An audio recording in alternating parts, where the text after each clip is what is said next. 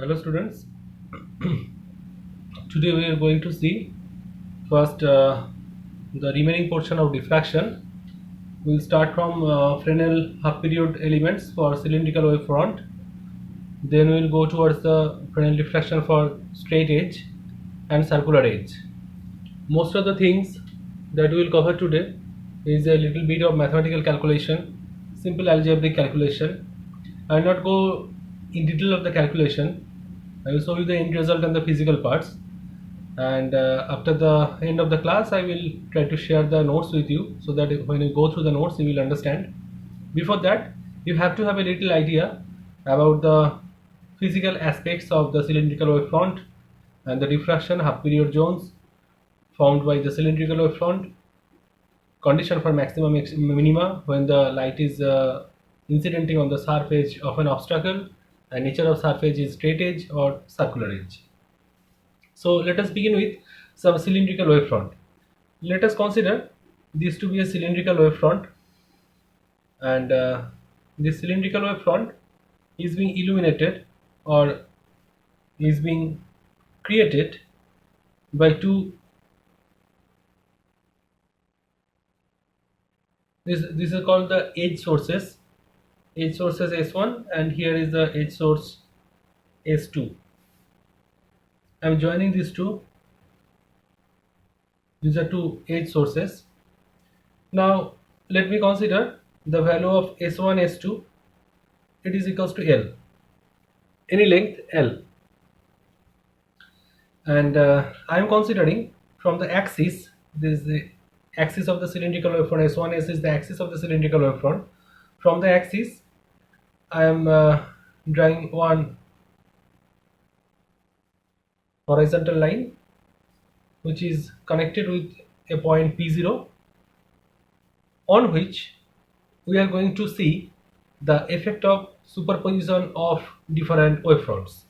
The cylindrical wavefront will have different half period zones. I am going to understand the effect of that on any point which is, let it be at a distance b from the cylindrical wavefront. The distance is b, and from the axis to the edge of the cylindrical wavefront, this distance is a. The diagram is simple till now, and now what we will do, as we did in the previous case, in case of circular wavefront and half period zones, what we have done, we have drawn, and what was the definition of the zone plates, or what was the definition of half wave front? That the definition was that you have to consider one imaginary zone, and in between two consecutive imaginary zone, the path difference between the rays will be of the order of lambda by 2, or phase difference will be of the order of pi. So first let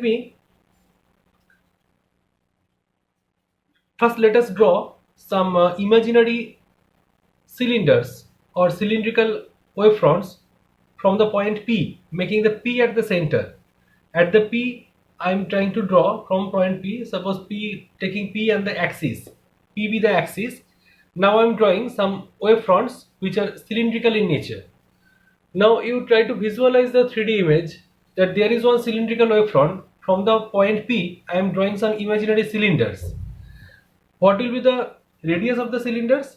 The radius of the cylinders will be of the order of b plus lambda by 2, then b plus 2 lambda by 2 plus dot dot dot, etc. So from the point P, keeping P at the axis, if I draw a cylinder of radius b, it will just touch the cylindrical wavefront.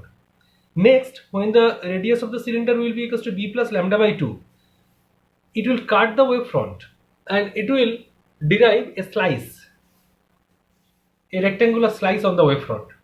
Again, the radius b plus 2 lambda by 2, it will cut another slice on the cylindrical wavefront. The annular zone between these two consecutive slides or slices will be called the half period, because the light coming from the half periods will appear to the point P in such a way that the path difference coming from two consecutive zones will be of the order of lambda by 2. This is one imaginary circles are there. You have to understand this. Otherwise, you can try to visualize the 3D image going through any YouTube channel. You can understand it easily. Now I am concentrating here.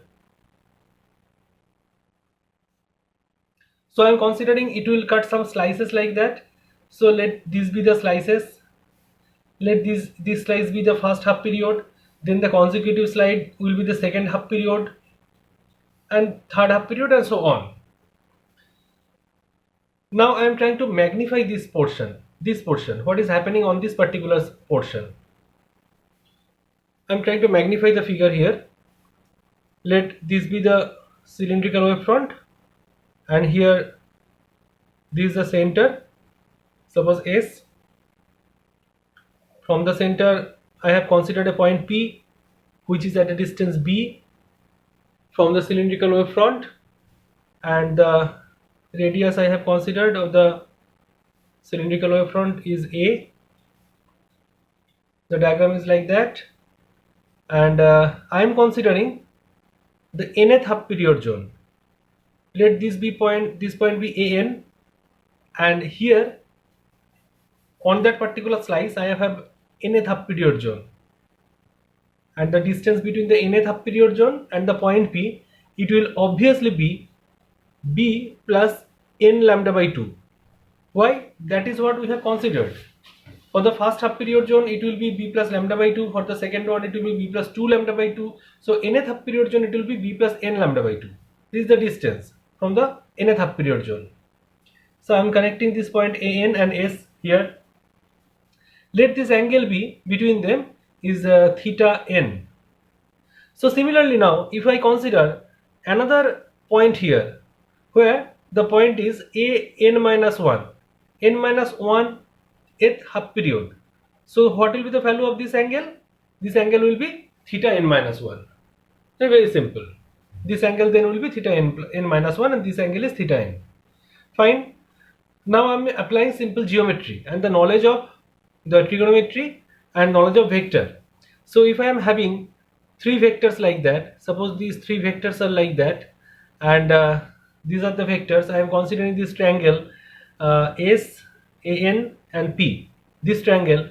Then of course from this triangle I can write the equation like that. First this PO, then AN square, that will be equals to SAN square plus SPO square minus twice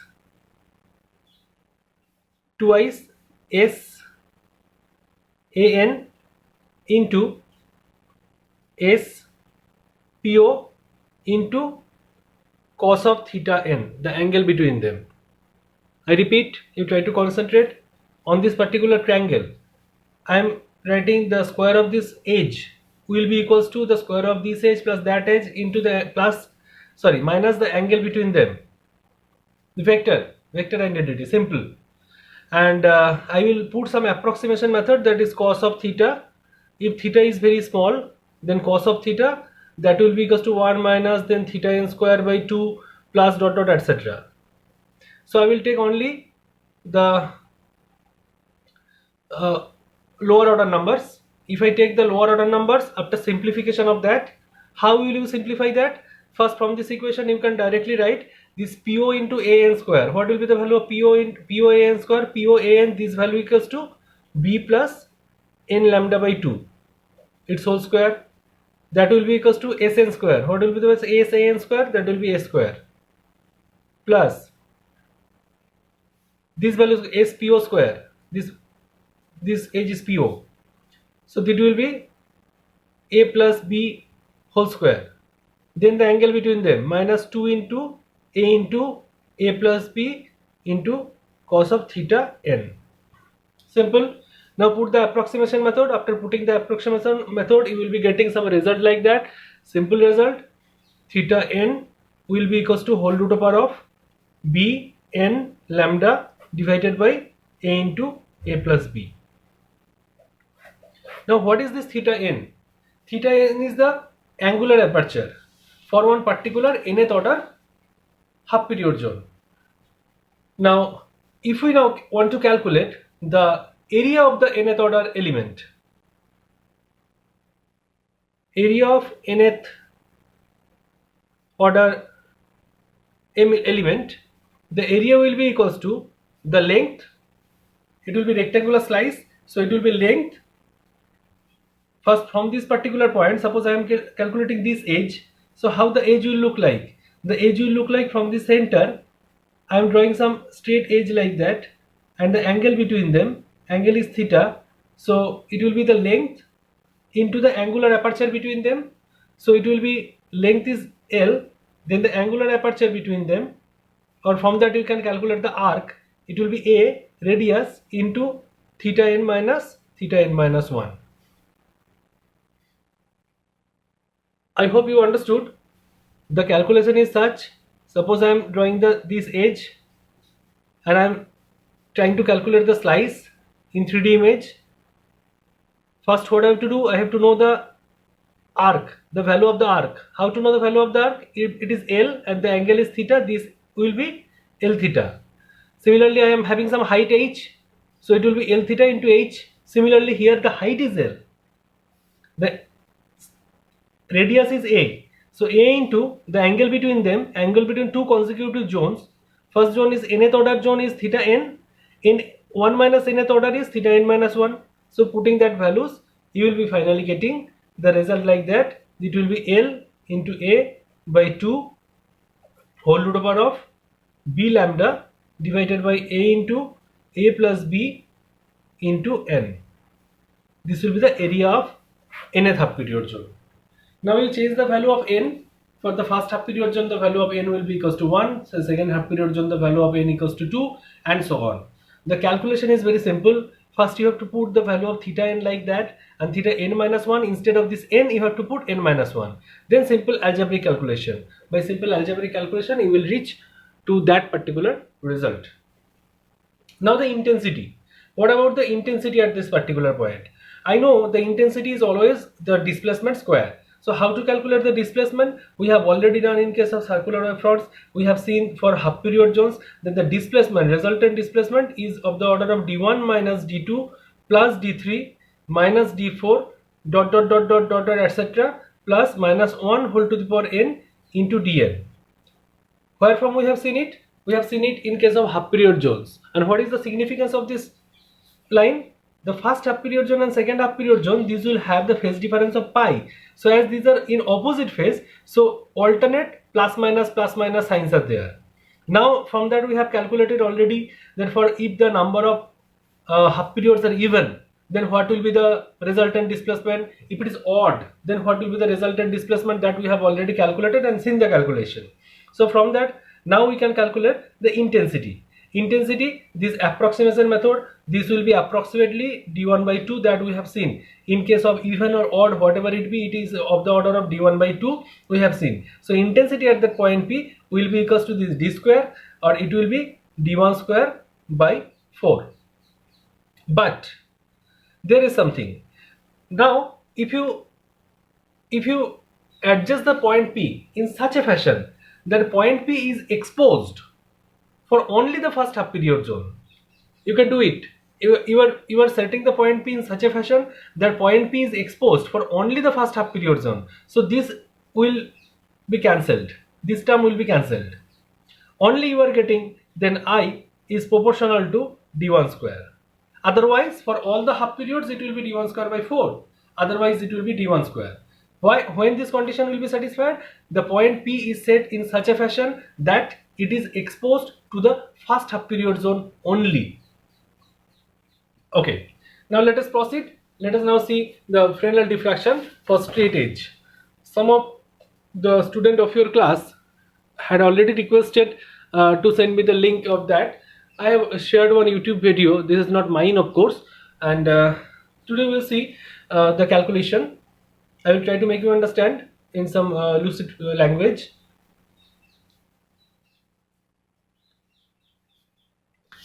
So for this one, suppose I am considering a particular, okay, let me give the heading first, a diffraction from straight edge.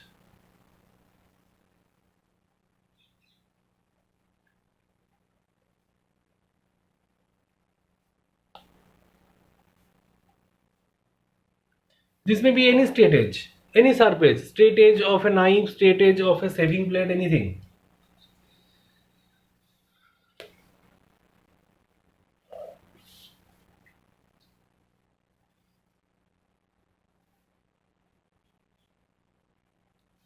At first, let us consider that I am having one point source S here, and this is my cylindrical wavefront. Okay, and at this particular point, I have arranged one sharp edge of an obstacle, very sharp edge. Let this point be A. The distance between S and A, and this is the point P, this is point of interest P0. At this particular point, I will try to find the effect of superposition of different half period zones or light coming from different zones. So what I am considering first, I am considering SA, that is equals to A, and AP0 equals to B, as we did in the previous case. This distance is B, and that distance is A, that I am considering first. Now suppose I am having some other points at some ordered distance. Let this be xn. There is another point P1, there is another point P2, and so on, and this is Pn, and so on. Xn is increasing in this direction. I am joining those points from S. I will try to look at the effect of the superposition of light coming from different zones on these points also. First, the P point is the central point. I will focus on the central point first, then I will go some other point. This is the screen. Okay, now I will also consider any point here Q, where there is geometrical shadow. No light should come at this particular point. This should be in geometrical shaded region, because light will get obstacle while passing through this sharp edge. This region is totally geometrically shaded region from Q to P0. This region will be illuminated region, and how this region will be illuminated, that is to understand now. So let us consider, here I will try to draw the intensity distribution pattern as soon as I am able to calculate it. Let at this point P, I will try to calculate the intensity with the distance xn, and see the variation of intensities at different points corresponding to this P1, then P2, and so on.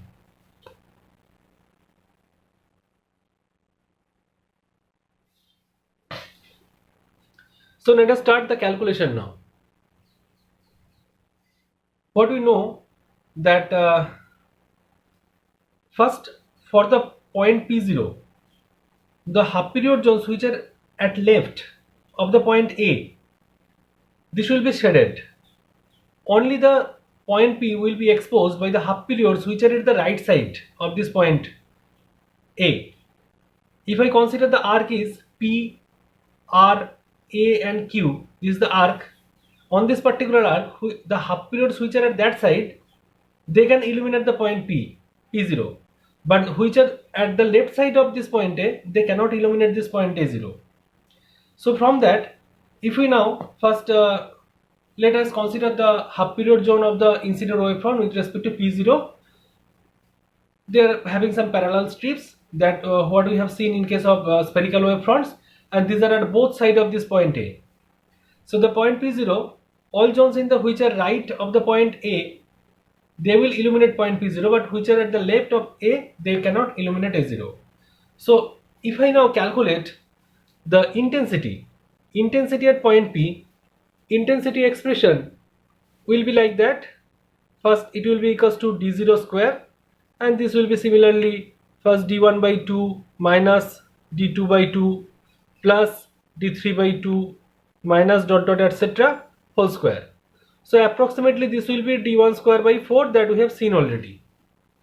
So from the point P, this point P on the screen, I am considering a point P on the screen, any point P1, P2, P0 on the screen. I am drawing the poles. Light will come from this line, and also I am joining the point A and P1.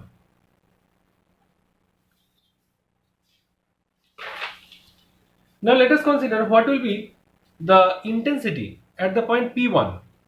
This is for I for P0, any point Pn. So if I now calculate the intensity at P1, I am writing it I1, or you can write it as IP1 also. At P1, this will be d1 square by 4 plus d1 square by 4. But for other point P, it will not be satisfied. Again I am telling you the scenario. Please try to understand. From any point P1, suppose I am having any arbitrary point P1 on the screen. This is on the screen. The poles in the right hand side, they can illuminate the point P1, which are at the right hand side of the point A. So the first half period zone to the right of the point, this A, they will illuminate it and they will try to expose it. So because of the superposition of the first half period zones, which are at the right side of this point A, they will try to illuminate the point P1. So as a whole, how many half periods you are having here? You are having consecutively 2 half periods, and because of that the approximation method is still applied here. For the 2 half period zones, it will be d1 square by 4 plus d1 square by 4. But if you now want to calculate the point P2, the calculation will be d1 square by 4 plus d1 by 2 minus d2 by 2 whole square. So you can check it out which one is a maxima and which one is a minima. This point will always be a maxima and this point will always be a minima. That is the beauty. So now you can draw the intensity distribution pattern. So that at point P1 you are having some higher intensity and point P2 you are having some lower intensity. Because always you have seen already that D1 will be greater than D2, that will be greater than D3 and so on, that you have seen. So which term is dominated with D1, they will have higher intensity. The term dominated by D2, they will have lower intensity. So as we proceed on the screen, there will be consecutive maxima and minima. Consecutively there will be some maxima, there will be some minima. Thus we get alternative minima and maxima intensity in both the sides. So for the point P, I am repeating, for the point P with R as the pole, I am considering this R as the pole. This point R is the pole now.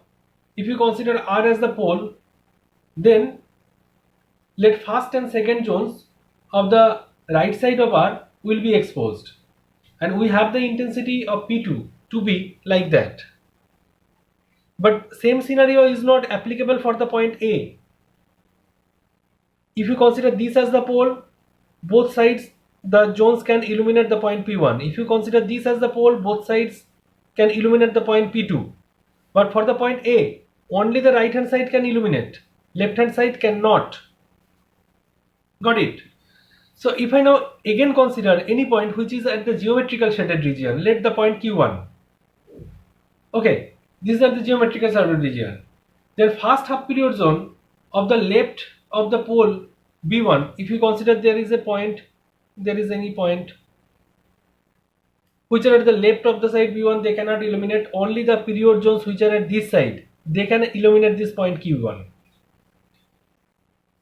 Okay, so in the whole calculation I have concentrated on the first half period zone because first half period zone is having the maximum intensity.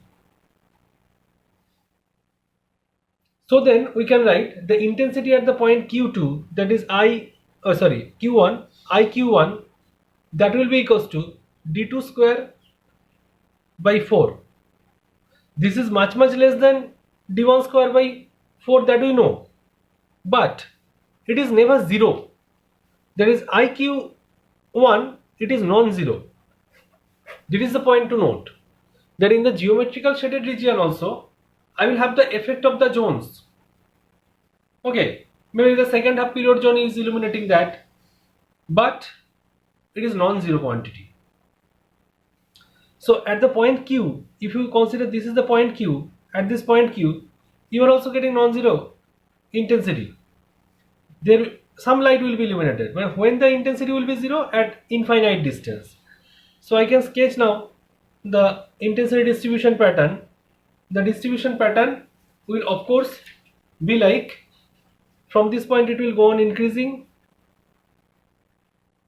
It is increasing like that, having a maxima here at point P1, that we have seen at P1 you are getting a maxima, then at point P2 you are getting a minima, then consecutive maxima and minima both the sides. Like that it will proceed. So at this point you are getting, at Q1 point you are getting non-zero intensity. Still you are having some intensity here in the geometrical shaded region. So application with the straight edge, of course it is possible to have some light in the geometrical shaded region.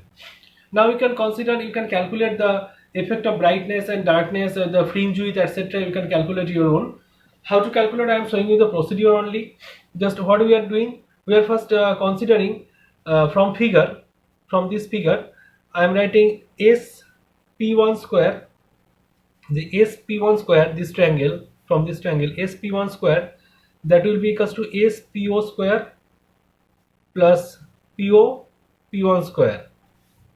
Okay, and PO P1 that we have considered xn, so it will be a plus b whole square plus xn square. So you can get the value of SP1 as, take a plus b common, then you can write it as xn square divided by 2 into a plus b. Approximation method is applied here. Similarly, you can calculate the value of a1 p1. a1 p1 means what? a1 then p1, this one, a1 p1. For the first point it can consider a1, the second point it will be considered a2, and so on. So a1 p1, that can be written as sp1 minus a1 into s. Check it out, sp1 minus a1 into s. This point, for the first point p1, this point to be considered a1. So you can get the value of this as b plus xn square divided by 2 into a plus b. Approximation method is applied here also. Also from this figure you can have the value of a1 square equals to b square plus xn square.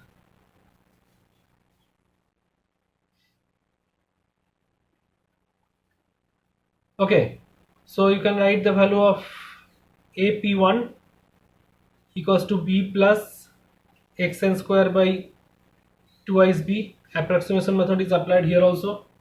I am skipping the steps of calculation. I will share the note with you. That from this calculation, finally what you will be getting? You will be getting that the value of AP1 and A1 P1, AP1 minus A1 P1. If I am considering from A to point P1, one light is traveling, and point A1 another light is traveling, what will be the path difference between these two? Putting the values, A1 P1 you have calculated AP1. After this calculation, putting the values, you will be getting a result like that, xn square A whole divided by 2 b into a plus b. What is the need of this calculation? The need of this calculation is to understand the condition for brightness and darkness. This is the path difference. I will call the path difference as L. L is the path difference. If the path difference is L, the path difference will give me the condition for phase difference, and finally the conditions for maxima and minima. How? I know for the nth order bright band at P1 for nth order bright band at P1, this point P1, we have to have odd number of zones to exposed. Odd number of zones to be exposed. Why? Because we have seen the condition for intensity that was equals to d1 minus d2 plus d3 dot dot etc. whole square. So if the number is even, then it will be cancelled out. If it is odd, then only you are getting some condition for maxima. So if n is odd, we can write L, the path difference. Path difference will be equals to twice n plus 1 into lambda by 2 for odd number of zones to be exposed. Between two consecutive zones, the path difference is lambda by 2. If odd number of zones are exposed, then it will be L equals to twice n into lambda by 2. So L, the value of L we have calculated out already. It is xn square into A whole divided by 2 into A plus B into B. Okay, so from this calculation you can get xn will be equals to whole root over of twice n plus 1 B into A plus B into lambda divided by A. This is the condition for xn. Xn is what? The distance from the central point. The distance of any point from the central point. Now we can calculate the value of xn plus 1. Xn plus 1 is the next one, next order bright point. So the distance between one bright point and another bright point, if we calculate, what it will give us? It will give us the fringe width. So from that we can calculate the fringe width or separation between successive bright bands. Separation between successive bright bands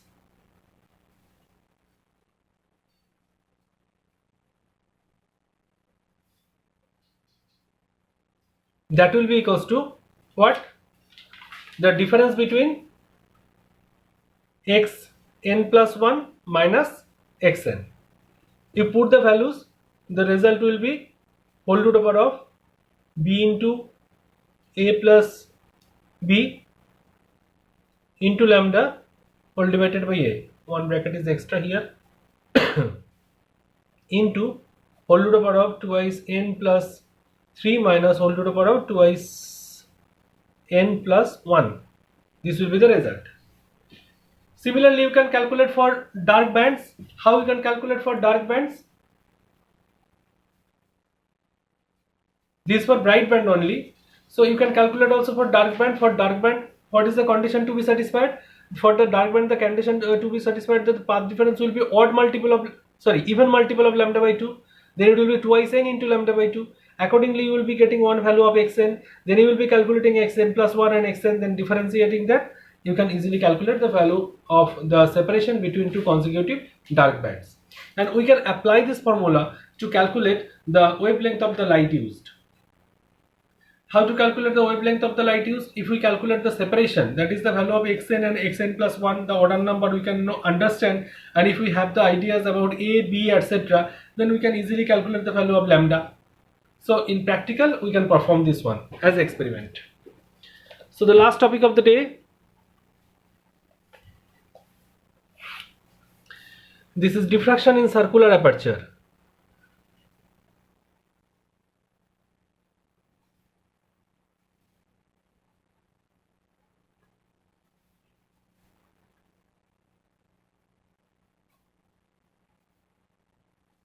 In diffraction in circular aperture, the similar consideration will be there, that I am considering a straight circular aperture of very sharp edge, and let this be the center and this be the axis, and S is the point source which is sending some spherical or cylindrical wave front.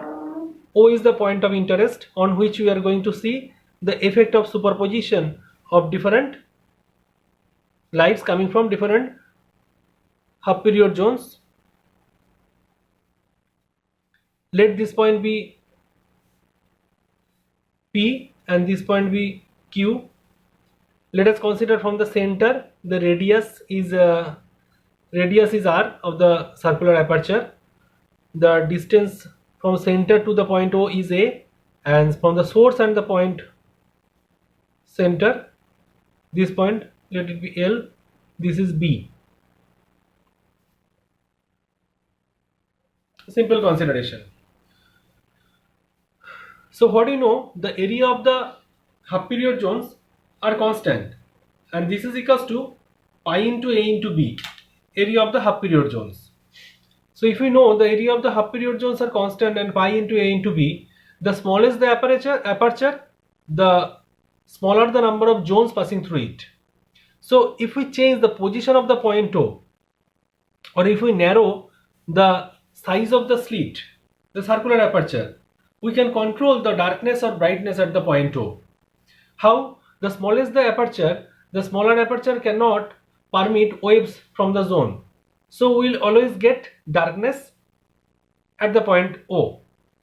As we come near the aperture, suppose we are near the aperture, and if for a certain position of O, the clear space of the aperture contains only first half period zone, then the intensity will be equals to I1 equals to D1 square. Now if I am at the position when through the aperture only first and second half period zones can pass through, then the intensity I2, that will be equals to D1 minus D2 whole square, consecutive plus minus, remember it. Now if I am at a distance when 3 half period zones can pass through, then the intensity will be equals to D1 minus D2 plus D3 whole square, and so on. And which one will be maxima and which one will be minima? This will be maxima, D1 square, this is maxima. D1 minus D2 square, this will be minima. And again D1 plus minus D2 plus D3, this will be maxima. So changing the position of the point from the center of the aperture, we can easily control the maxima or minima. At different points, either maxima or minima will be created. Now between two consecutive maxima, the separation, that will be called the fringe width for maxima. Between two consecutive points of minima, the separation, that will be called the fringe width for minima. So thus we can come closer to the aperture, and alternative bright and dark fringes can appear. Now from figure we can write S P square, this SP square, that will be equals to B square plus R square. Can I write? Right angle triangle. So from that we can write SP square B square plus R square. Again R equals to what? We can write it as take common B square into 1 plus R square by B square, take it common. Then after binomial expansion and after approximation method, SP that can be calculated into B plus R square divided by twice B. Approximation method is applied here, remember. Similarly we can calculate the value of PO. PO will be equals to A plus R square divided by twice A. That can be calculated out. Now the path difference between the marginal ray SPO and the central ray SLO to be, I can repeat, between the marginal ray SPO and SLA, these two rays, I am considering the path difference between these two rays. How to calculate the path difference? From simple geometry we can calculate. From the path difference between the two rays,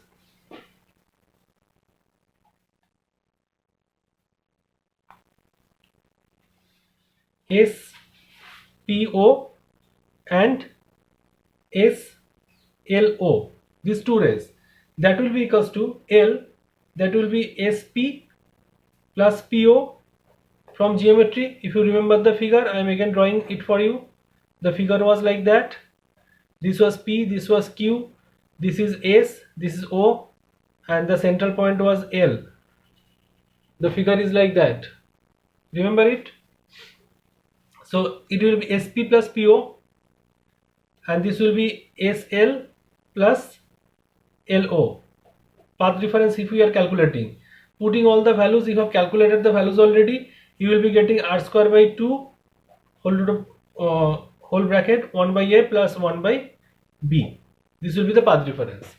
Now again we can calculate the conditions for maxima and minima. What will be the condition for maxima and minima? For any nth order value, suppose the path difference between the rays is L equals to n lambda by 2, then n is either odd or even.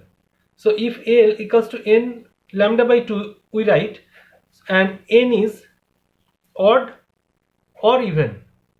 Depending upon the condition, it is odd or even, we can expect maxima or minima to occur at any point. So we get the value of r square by 2 into 1 by a plus 1 by b to be n lambda by 2. From that we can write 1 by a plus 1 by b. This value will be equals to n lambda divided by r square. Quite similar to the calculation of the convex lens. Now keeping the b point fixed, if we change the point, the a, then n to take either odd value or even value, we get accordingly maxima or minima intensity at that of light. Again I repeat, I am having 2 points a and b. A and b are the lengths.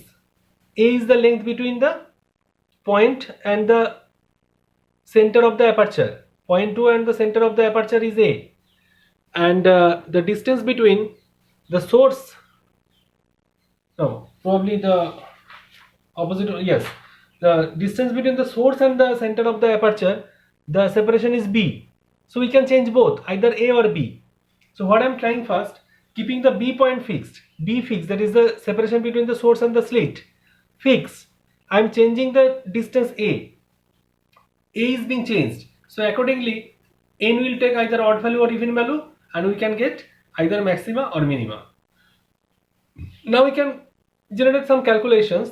Suppose I am taking b at infinity, the b distance at infinity, the source is at infinity, so the calculation will reduce to a equals to r square divided by n lambda only. So for light of a given wavelength lambda, we can have nth order odd or even depending upon the value of a, that is the distance of the screen from the slit. Suppose I am having at a distance a1 and we get the first bright spot at any point. I am at a distance a1 and I am getting first bright spot.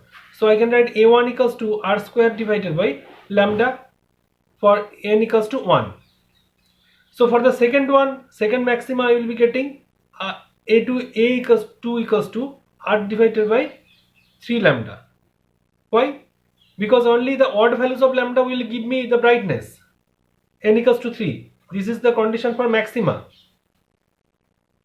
And odd values of n will give me minima. So a1 equals to r square divided by 2i lambda, or a2, that is equals to r square divided by 4 lambda. This will give me the condition of minima. Because why? The even values of lambda will give me the condition for minima. So hope you understood that.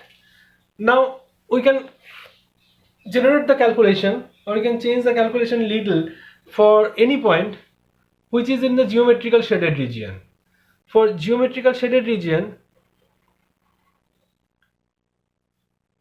D. For any shaded region, how the picture will change. Suppose I am having the aperture like that. This is my simple aperture, and on the aperture this is the screen, and parallel beams of light are coming. That we have considered the source is at infinite distance. There is b tending to infinity. This is the center of the aperture L. We were concentrating on the point O, but now let us consider that we are concentrating at any point R, and the point is at a distance xn, any distance xn. I am concentrating on that particular point. So how light will go on that? It can go from this edge, and it can go from the lower edge, like that. Light can reach this point. These are the parallel beam of light. So actually this point R is a geometrical shaded region. We are going to check the effect of superposition of lights coming from different zones on that particular line. And radius of the circular aperture we have considered already R. So now how to calculate the path reference? Again we will calculate the path reference L. that will be equals to the difference between QR minus PR. So QR and PR you can easily calculate. QR from this triangle, consider this triangle. If you are considering this triangle, QR will be equals to QN square. This point you can consider this is N and this point is M. Check out the figure. Qn square plus nr square minus whole root over of pm square plus m pm square plus mr square. Putting the values, you will be getting a result after approximation method twice xn square divided by a. This will be the path difference. Again, the path difference will be, that is twice xn square by a. This will be twice n plus 1 into lambda by 2. For what? Odd multiple of lambda by 2 for maxima, and twice xn square by a. This will be equals to twice n into lambda by 2. That is even multiple of lambda by 2 for what? Minima. That what we know. Now you can check it out, the distance between the consecutive bright and dark fringe. You can calculate that. If you want to calculate the distance between bright ring, two consecutive bright rings, then what you will check? You will check the value of xn and xn plus 1 for these two consecutive brightness or darkness. You can calculate. Okay, so if we now do one thing, that we are replacing this instead of this circular aperture, we are putting one lens of focal length f. The calculation will be little changing. Then you will be getting x equals to f lambda by d, where d equals to twice r. The calculation is given well in the book. You can follow it if you want. Otherwise, I don't think you will require it right now. Before that, complete the calculations. Do it your own. Copy it from any book first, or check out the class notes that I have sent, or the book Xerox that I have sent you. Also, I will share the class notes that I am following now. Try to do the calculation your own now. Then you can understand that what changes you can make here to calculate the fringe width. Instead of this circular aperture, if you are putting one lens with focal length f, then how the calculation is going to be changed, and so on. So I conclude here with diffraction, and in your portion of optics, one thing will be still remaining, that is interferometry. I hope to cover it by next week, and that's how we will complete the syllabus for optics. Thank you.